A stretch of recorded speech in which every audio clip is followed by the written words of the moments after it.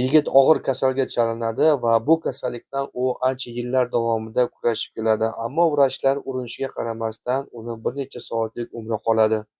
Yigit yashashiga bir necha soat qolganligini bilsa-da, so'nggi niyati sifatida o'zini bir necha yillar davomida sevishib yurgan, yaxshi ko'rgan qiziga uylanmoqchi ekanligini aytib o'tadi. Yigitni yaxshi ko'rgan qizi uning so'nggi niyatiga rozi bo'ladi. Nikoh marosimiga yaqin qarindosh va yaqin insonlar taklif qilinsa-da, hammani ko'zlarida yosh bo'ladi. Bu nikoh marosimida yig'lamagan inson qolmagan, chunki bir necha daqiqadan keyin yigitni vafot etishini hamma biladi.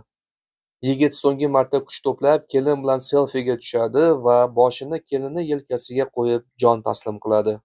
Internetdagi foydalanuvchilarning ko'pi yigitni so'nggi niyatini qoralashmoqda. So'nggi niyat sifatida boshqa niyat tanlash kerak deb yozishmoqda. Qolgan qismi esa qizga yigitni so'nggi niyatiga rad javobini bermasdan rozi bo'lganligi uchun rahmat aytishmoqda. Judayam ta'sirli video ekan. Haqiqiy sevgi deganlari shu bo'lsa kerak.